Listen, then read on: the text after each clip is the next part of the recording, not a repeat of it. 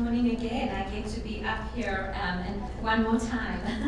So we were asked to talk about LPAA research, and our disclosures are actually on the website. So let me see how this is going to move forward. Oh, you have to do it? We can't do it ourselves? Point to you. Okay, all right.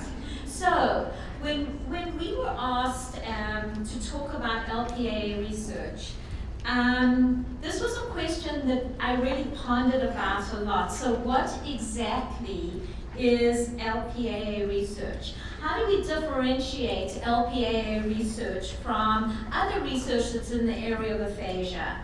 Are there certain characteristics that make some research classified as LPA research? And if so, what are those characteristics? Earlier this week, I actually asked people in my lab meeting, what do you think is LPA research? And we never actually got to any conclusion. There were threads that were similar across the people in my lab that they gave. There were also differences, and not everybody agreed. So I'm going to take a stab at trying to share with you what how we need to go about thinking about what LPA research is.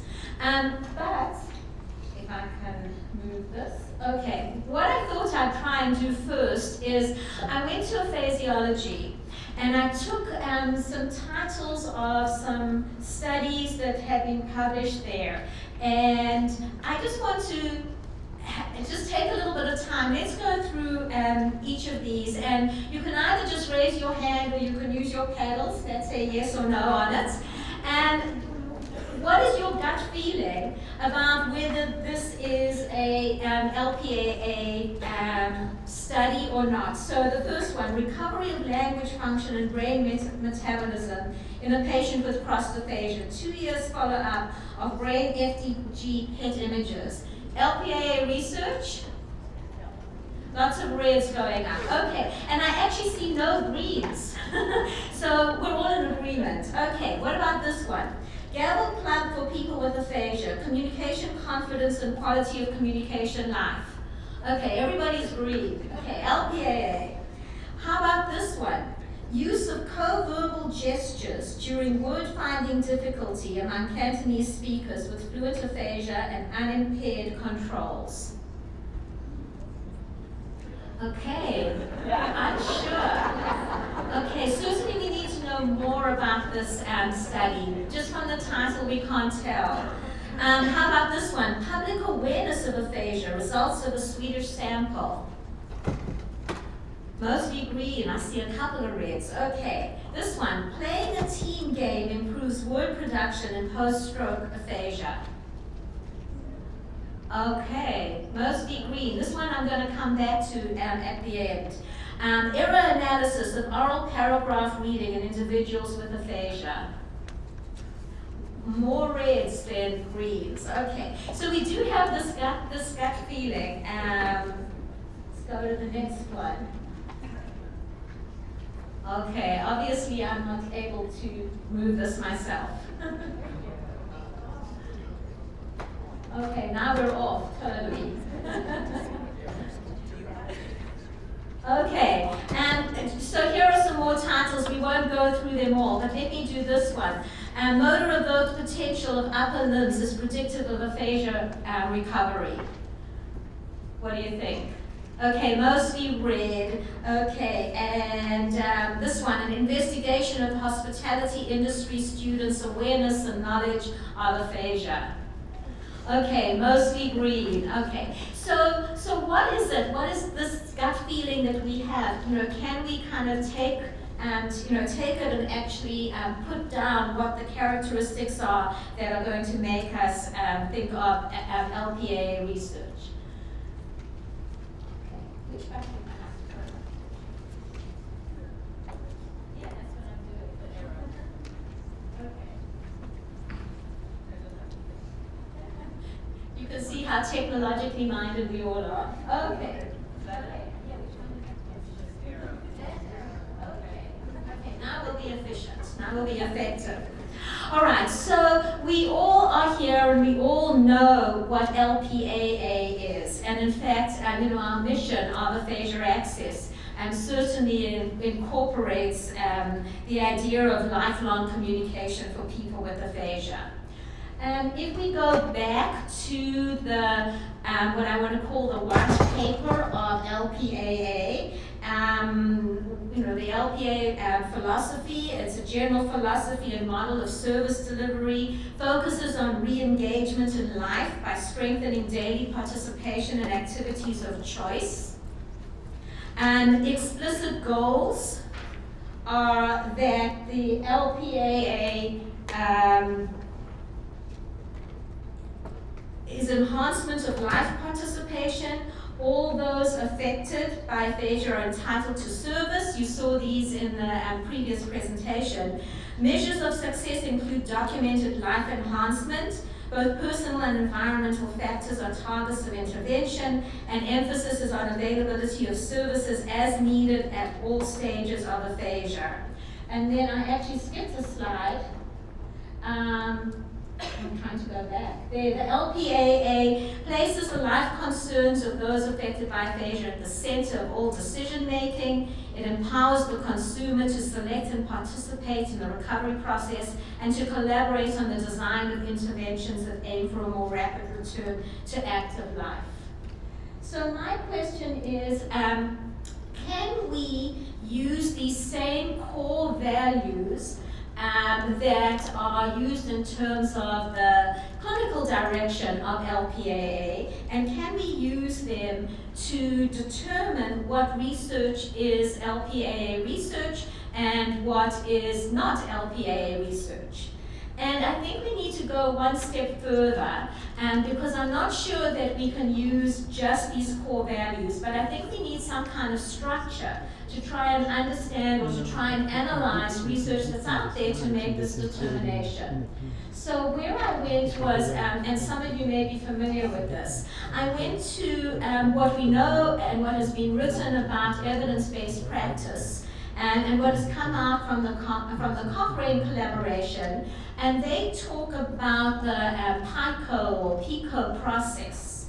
And I'm thinking that if we can link the core values of LPAA to the PICO process, this is going to give us some kind of systematic format or template that we can then go ahead and analyze the research that's out there and determine if it's meeting the criteria of LPAA research.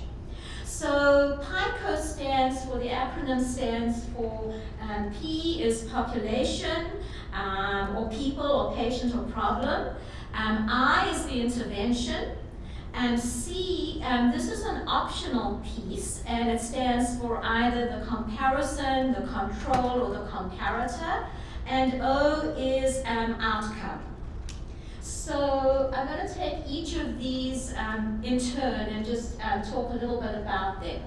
So the first one is population, and I think that this is the easy one. So when we're thinking about population, and we go back to the core value, all those affected by aphasia are entitled to service. We're talking about research that's going to involve the person with aphasia, any others who are in contact with a person with aphasia, and that could be a family member, it could be a professional or a student, or anybody in the community who might come into contact with a person with aphasia. And if we think about the other core value, emphasis is on availability of services as needed at all stages of aphasia. Then we're talking about people with aphasia at any stage, in the acute stage, the subacute stage, the chronic stage, or family members or community members involved with people with aphasia at any stage of their recovery process or journey. So that's the easy one. When we get to intervention, this is where it maybe becomes a little bit more difficult to define. So, looking back at our core, explicit goal is enhancement of life participation, and both personal and environmental factors are targets of the intervention. It makes me obviously think of the AFROM model that has come from the work at the Aphasia Institute in Toronto. And but I have like 3 questions as we think about the intervention.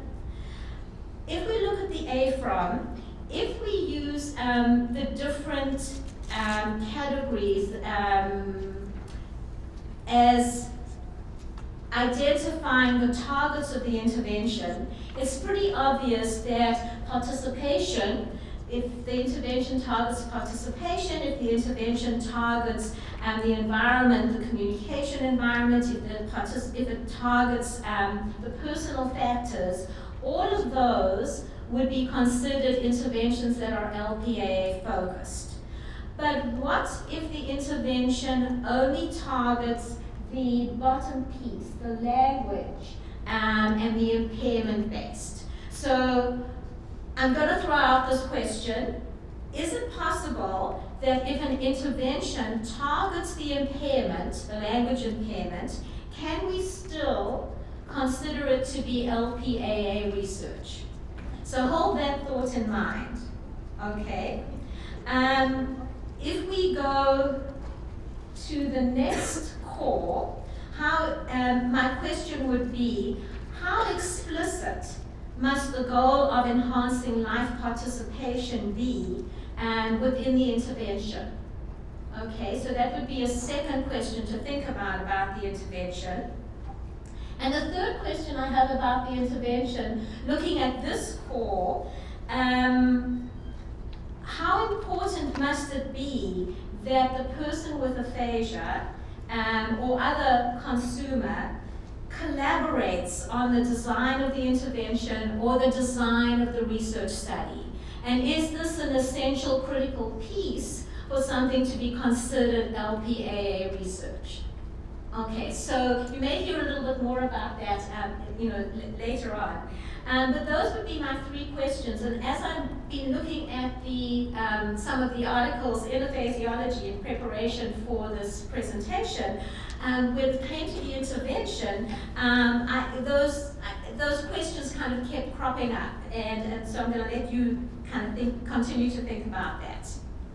Okay, we're going to go to C now. So C is the comparison, the control. The Cochrane, in terms of PICO, say that this is optional, but I would say that for any good research, we need to have some kind of control or comparison that probably does not impact our decisions about whether something is LPAA research or not, but certainly might impact our decision about whether we're reading good research or not. So that's all I'll say about the C. And then we're going to go to the outcome. And I would contend that it is the outcome that is perhaps the most important piece for us to look at in terms of determining whether something is LPAA research or not. And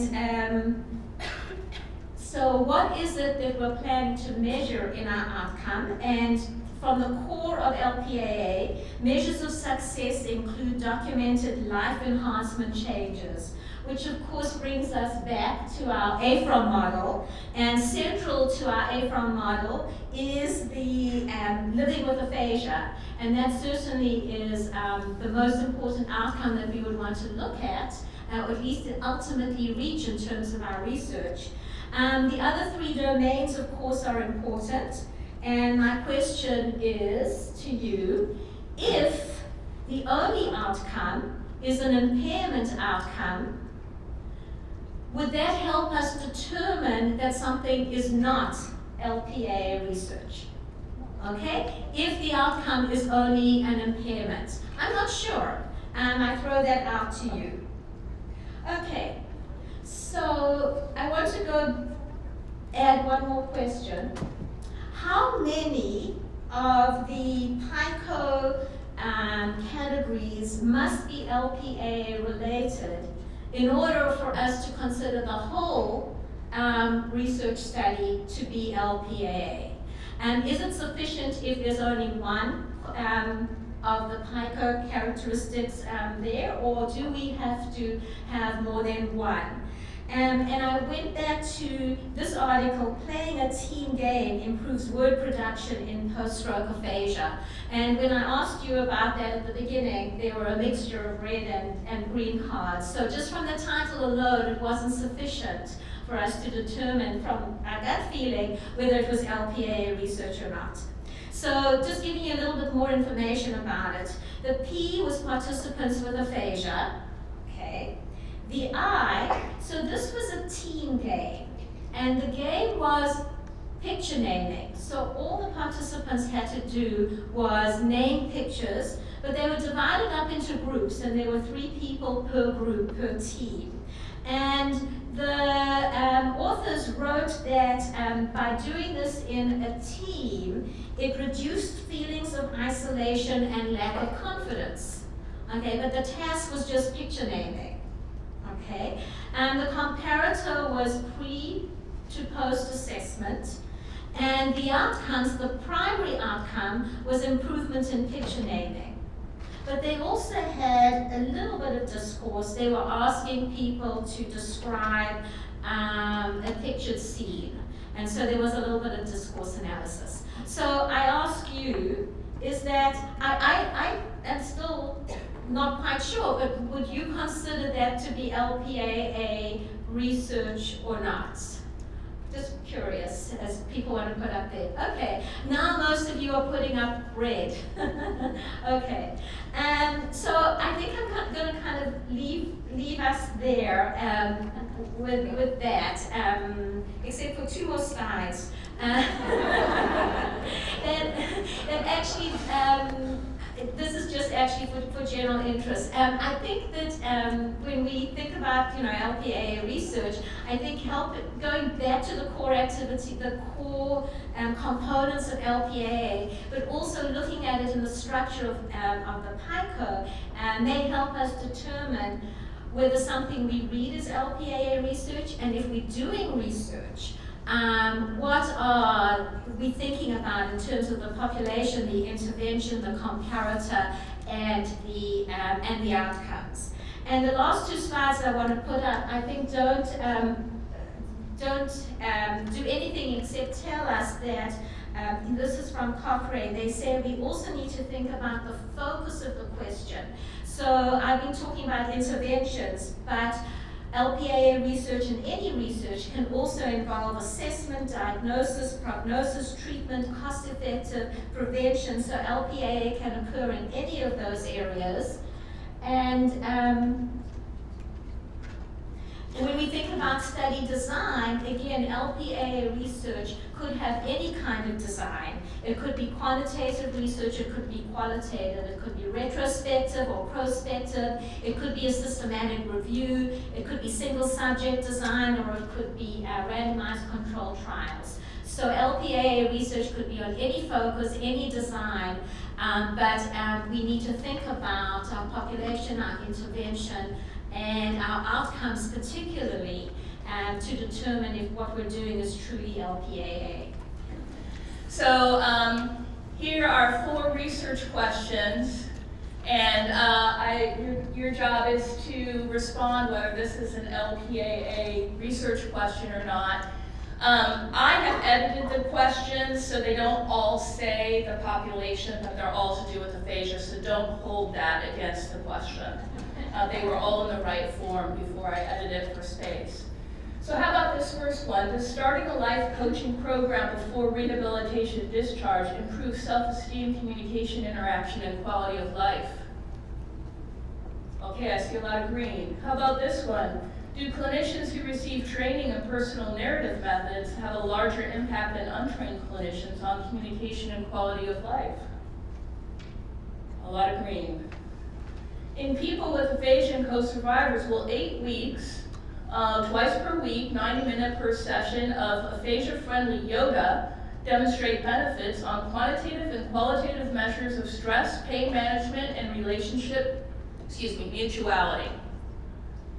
I think I see a red, but mostly green. Okay. And this last one, are RTMS, transcranial magnetic stimulation, or other brain stimulation approaches more effective than traditional word-finding therapy for improving word finding? Okay. Oh, do I see all red? Okay, I think I do. So I want to tell you that all 4 of these research questions were generated by collaborative research teams, and each team included people with aphasia, family members, researchers, and clinicians. So what I want us to think about in the minutes that I have here on the podium is that it may not be just what we're studying, which Leora so beautifully discussed. It's not only that, but it's also who is leading the investigation. Because it changes things.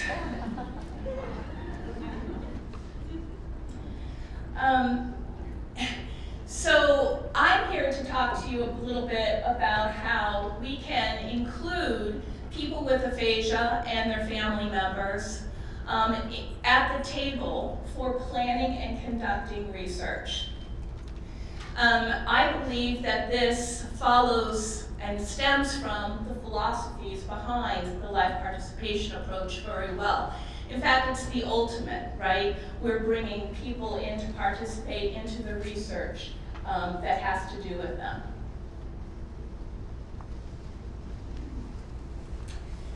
Now, in other health conditions, they've already been bringing people who are living with that health condition to the table to plan and design and conduct and discuss research.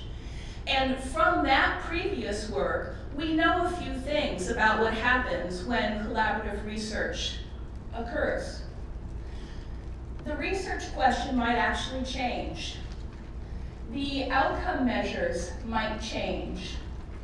There's improved recruitment and retention of the people who are the participants in the study. We have a balance of biases.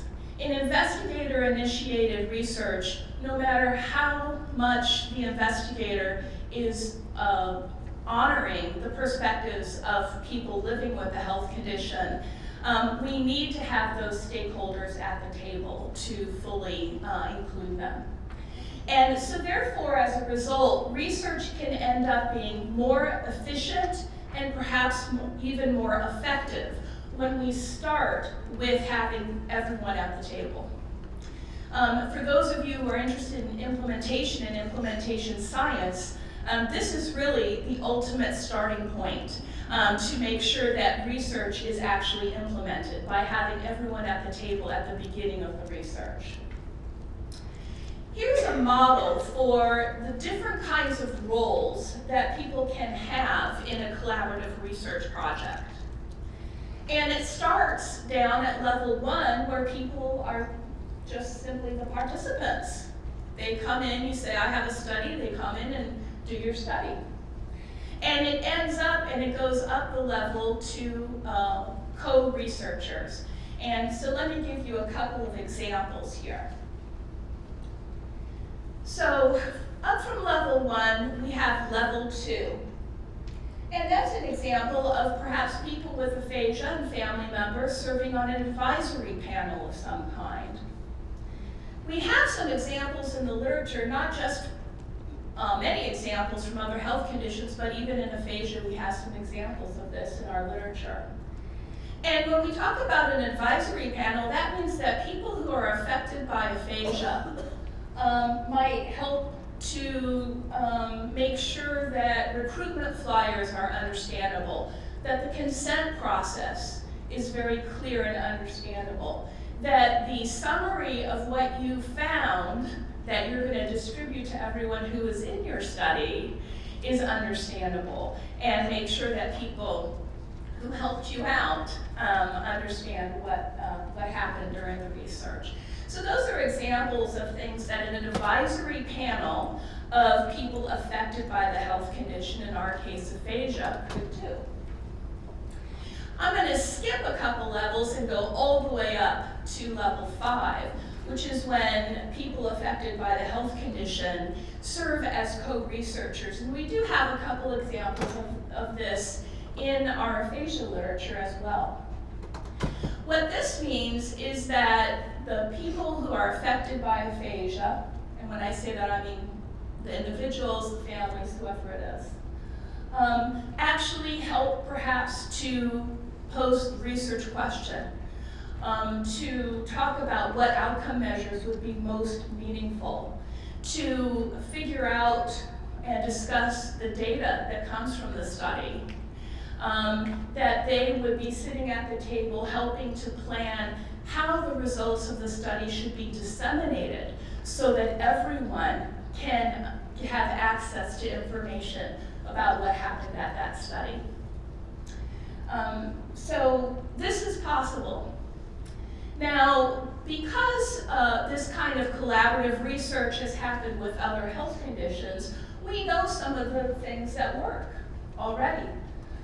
So one thing that works is for people with aphasia, or people affected by the health condition, to have a training prior to coming together with the researchers. And by the way, the researchers need training too. And I'll say a little bit more about that in a minute. And then everyone's ready to come together. They can come together in a conference, a regular course of meetings, monthly, quarterly meetings. And there are recommendations for how these meetings should occur in terms of having a clear agenda, a clear expectations. Everybody knows what they're contributing. And when things are accomplished, those things are acknowledged and everybody understands what role they played in that accomplishment. So we set out to take the information that was already known about this kind of collaborative research and put it in the context of aphasia. And that's Project Bridge, Building Research Initiatives by Developing Group Effort. It's a PCORI-funded project. Excuse me, that's why I had to move this here. That will end in August of this year. The project has consisted of training for people with aphasia and their families, training for researchers and clinicians, bringing everyone together into a conference which was held in October, about 5 months ago. And we are now at the point of following up with the research teams that were created during that 2-day conference. If you are not yet familiar, you can read everything about this conference on the web pages that are hosted, with many thanks to the National Aphasia Association, who is posting all the information about this project. You can even use the webinars or the recorded trainings that we use to prepare people to come to our conference. You see the link there. They're all still there and available for you. In addition, you can access transcripts with photos and all the slides embedded from all the speakers on these web pages. And in fact, I haven't tried it yet, but I actually thought it might be fun to get some students and even act out some parts of the conference for people who weren't there, because it is written in this style. So please, if you haven't accessed that information, please do. It is there for everyone to access. This is the result, one of the outcomes of the conference. We had a professional visual illustrator at the conference. And at the very end of the conference, he created this illustration which shows you, excuse me, I'm just watching my time, which shows you that we have researchers, clinicians, and individuals affected by aphasia all contributing something a little bit different, but to the big pot of soup, research soup. And down on the pot, you see the topics generated by the 11 research teams that were formed at this meeting, and which are working now. They are working on their projects. And some of the research questions that you saw at the beginning were from 4 of those 11 teams.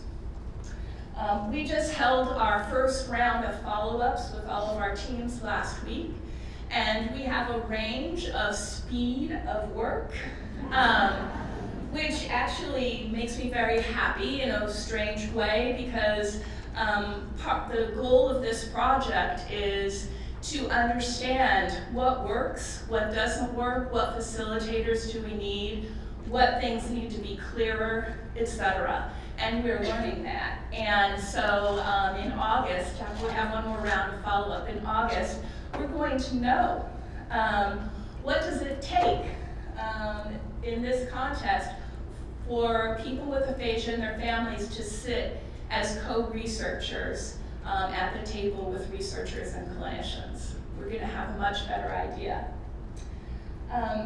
I will tell you that it's not easy. If you are so inclined during the discussion, you can ask me who was the hardest to train, the people with aphasia or the researchers and clinicians.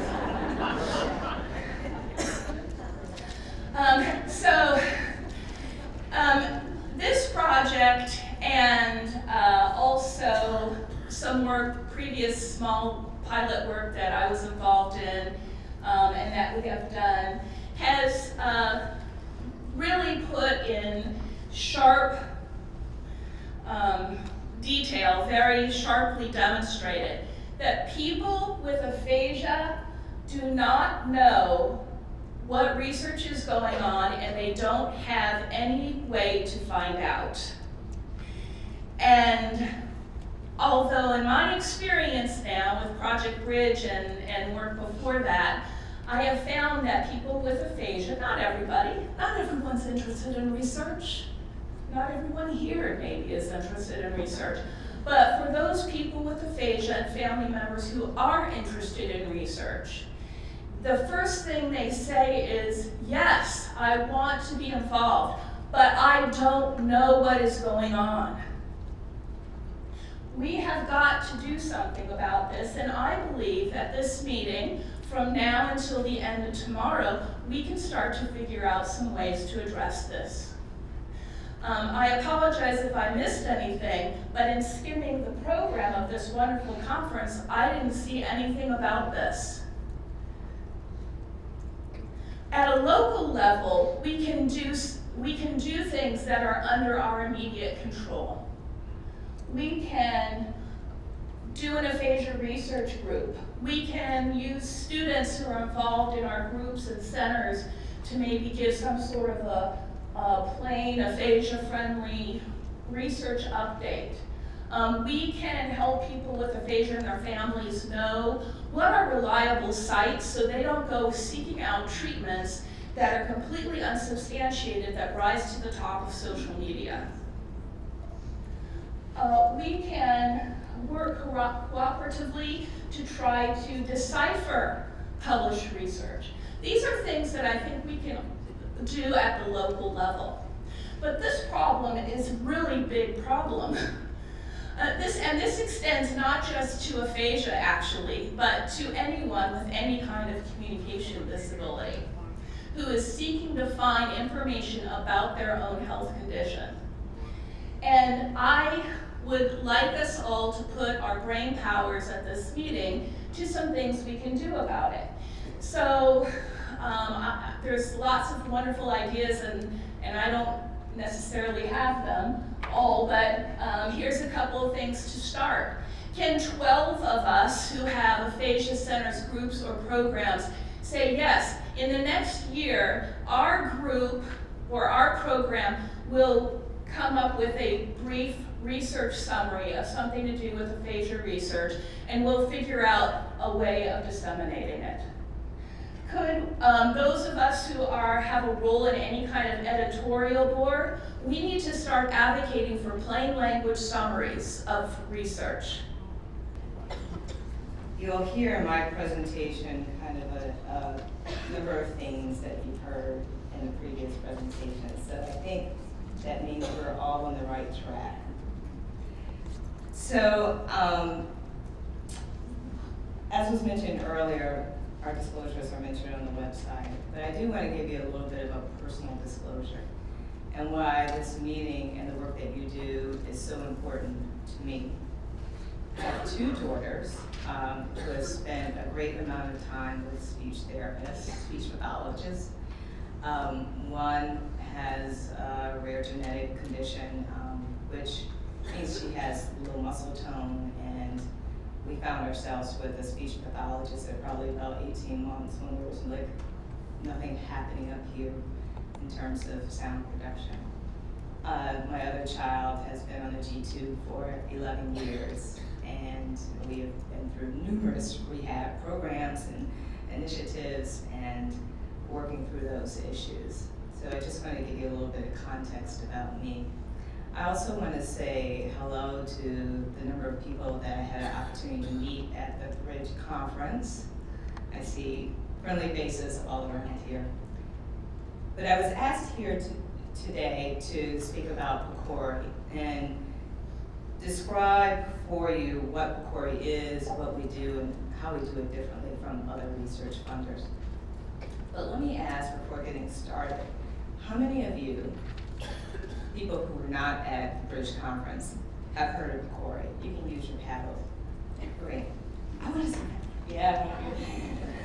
I'm like adoring these paddles, and they give us such like great feedback up here that you don't get a chance to benefit from, but it looks good. So, well, that's good. That means something's happening about getting the word out, because I saw a number of people who raised their hands and said, yes, we know something about PCORI. So apologies in advance if some of this is redundant, but I'm also available to answer any questions either after this presentation or at a roundtable later on this afternoon. So, who or what PCORI is and what we do. PCORI is an independent research institute. We were authorized in 2010 as part of the ACA, Affordable Care Act, and we're governed by a 21-member board of governors made up of stakeholders throughout the healthcare research community. So I kind of want to put a pause on that for a moment, and I'll come back to that in a later slide, but really to emphasize that our governance structure represents just about every role that you can find in healthcare. We fund comparative effectiveness research that engages patients and other stakeholders throughout the research process. So the cornerstone here is comparative clinical effectiveness research, what we call CER. And how that's different from much of other research or other types of research is that we're comparing two or more treatment options, interventions that are already in practice, that have some evidence behind it, to try to figure out what works best and for whom and under what conditions. And importantly, we seek answers to real-world questions, again, about what works for whom and under what circumstances.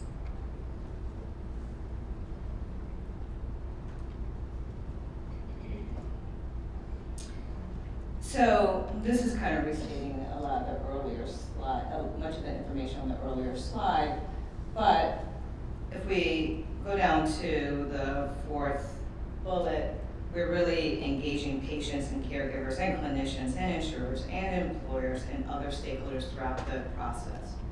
Just as we do on a governance level for our institution, it's a requirement on the project level for studies that we fund. And we do this because we believe, similar to what you said, Jackie, that it makes it more likely that we'll get the research right and that it will be taken up into practice more quickly. So again, these are a number of the stakeholders that we see on many of our projects. Not every project has to have a representative from all these stakeholder groups, but we put this together so people can think broadly about the stakeholders that they can involve. So PCORI has funded about $2.4 billion in research-related projects. That includes scientific studies, engagement awards, such as the one that Project Bridge was supported by the Bridge Conference, methodology awards, as well as systematic reviews. And so you'll see this is a breakdown of the concentration according to conditions and populations where most of that funding has gone so far. We focus on high priority conditions, but we also focus on rare diseases that may not receive as much funding support as other diseases, conditions. And we're looking for projects that are addressing the heavy burdens that are placed on individuals and families and populations at large. So remember, we were authorized in 2010. We really kind of opened our doors in 2012, started funding. So we've been at this several years, and as you may know, it takes quite a bit of time to do research. It really takes, one may argue, a little bit of extra time to do engaged research, because engagement requires a time commitment to build relationships, to build trust. So we're now beginning to see the fruits of our labor.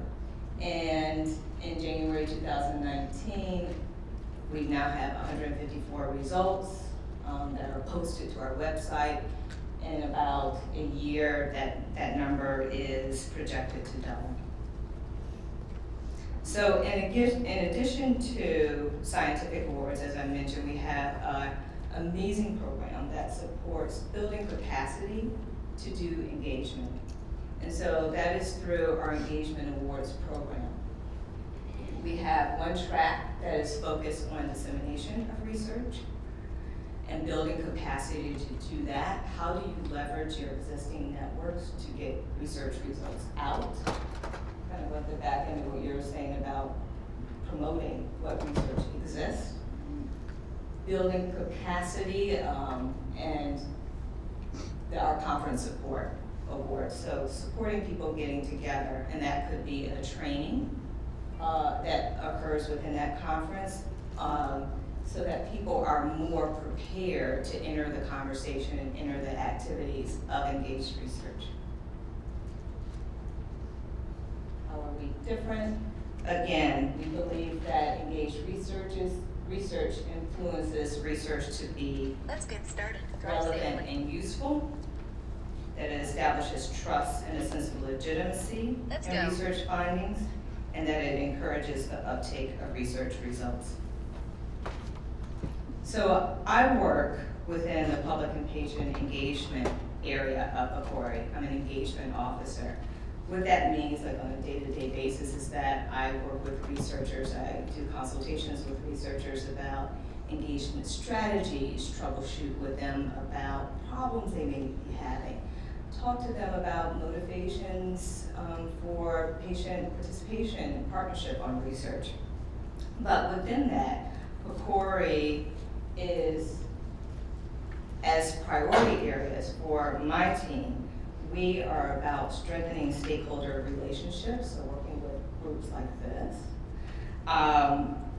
supporting and enhancing engagement on projects, building support for dissemination, and advancing the science of engagement. Right now, we're spending a considerable amount of time looking at examples from within our portfolio to try to understand what works in terms of engagement, what are the conditions that are supporting good engagement, how do we define successful engagement, how do we define worthwhile engagement. PCORI is in an unusual situation that we're sitting on this treasure trove of information about engagement, and we're right at the precipice of trying to understand what all this data on engagement that we have means, so we can then share it to you, and hopefully that will create stronger engagement practices. So this slide can be a little difficult, I find. If you agree, put your cattle up. but this is what it is intended to convey, is that, again, as an organization, we involve stakeholders in governance. We look to our stakeholders to help with topic selection of our funding initiatives. We look to stakeholders to help on projects, provide input. I manage our advisory panel on patient engagement, which we frequently bring in the members of to help us with projects. For example, one question that we are dealing with internally is also about representation or representativeness. Who indeed is a good representative of your population, and what makes them so? So we do that, and then we are also requiring, again, for participation in stakeholders on research teams to go the gamut of from planning a study, helping determine what the research question is, helping identify outcome measures, giving input about retention and recruitment, accrual strategies, consent processes, all the way to the end of being disseminators of research findings. So this is a list of our the criteria that reviewers of applications are, the categories in which they're asked to evaluate applications. I want to bring you down to numbers 5 and 6, patient-centeredness and patient and stakeholder engagement. So applicants have to demonstrate inside their proposal that they have patients and other stakeholders at the table already, identify if they don't have at the table, who would they intend to bring to the table, and kind of give us a conceptual outline of what their engagement strategy is. We require them at 6 months after funding to 6 months after contract execution to then come back and tell us, okay, now that you've gotten funding, what are you going to do? How are you going to operationalize your engagement plan so that it can take off? Because we know that when you write for a funding proposal, when you write for funding, not everything's in place. Things change. It's not until you have actually been awarded that you may do the extra step of solidifying some of these relationships. And again, in patient-centeredness, we're coming up on that, great. This is often a question of researchers of how should we think about patient-centeredness against patient engagement, and we think of engagement as the intervention that gets you to patient-centeredness. So with patients and other stakeholders at the table, you will then increase your chances tremendously that the project itself will be an LPAA-oriented project.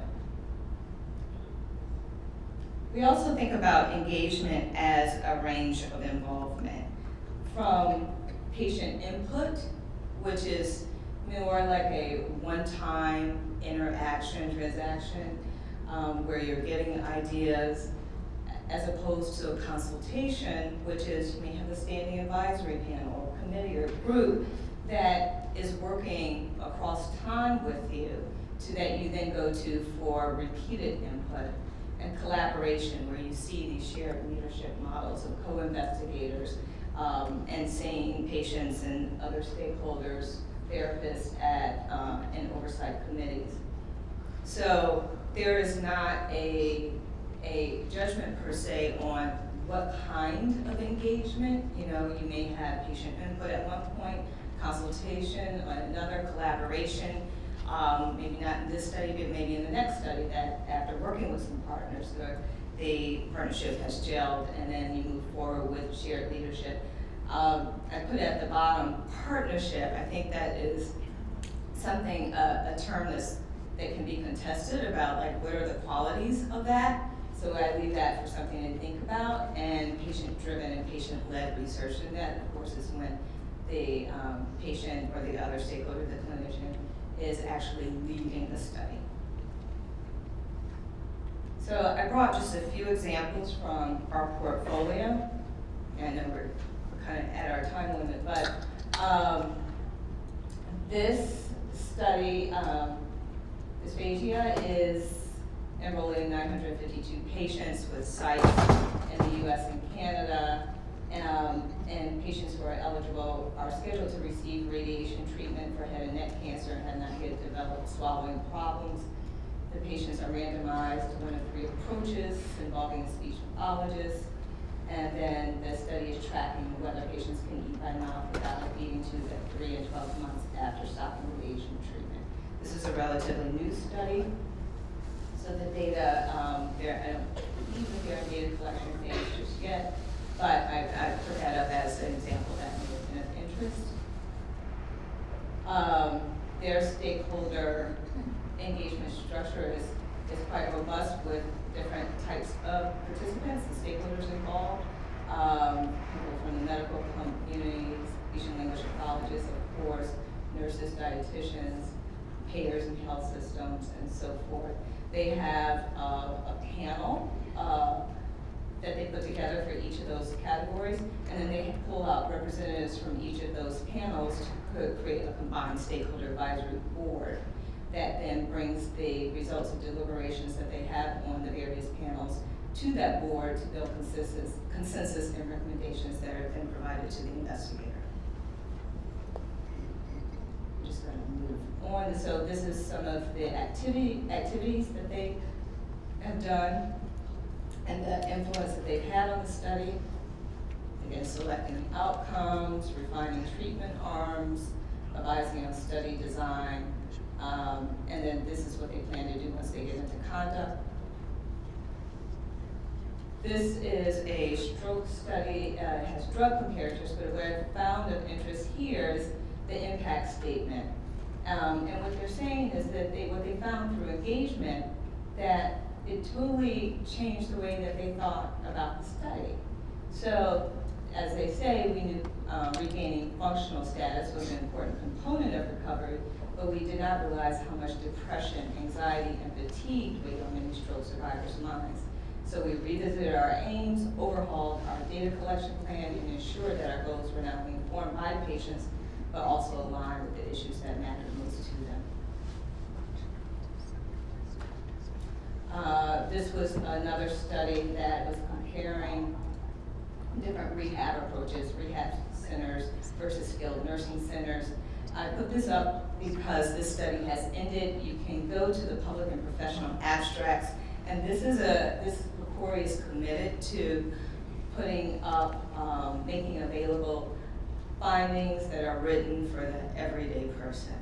So our public abstracts go through a process of being reviewed by different members from different stakeholders groups who then say, yes, this is understandable, and this is of value. And then the professional abstracts that are written in more research, clinical term, using terminology. We also put up a summary that every project has to submit a final research report that is made available online as well. And then you can also find links on our website to journal articles and all the project details. So we try to be as transparent as possible. So I'll quickly run through this since we're out of time. I love what we heard earlier today, like framing it as the 7 habits of highly effective researchers. These are some tips, and you've heard much of this from previous speakers, but define your goals and objectives for why you want to partner, your engagement goals, not just your study goals, your engagement goals. Choose your partners wisely. How do they represent the community? What are they bringing to the table? Define roles and responsibilities. Sometimes we see charters and memorandums of understanding, other types of documents that actually show that there has been communication about this. Prepare partners for research is a big deal. Preparing study teams and researchers for engagement is often not discussed as much. Select someone to manage your engagement activities. budget for engagement, budget time, budget resources, and the bedrock of all our projects and our guiding principles are build reciprocal relationships, co-learning, partnership, trust, transparency, and honesty. Here are some resources you can find that provide some guidance on engagement practices. And our engagement rubric is our framework for building out engagement.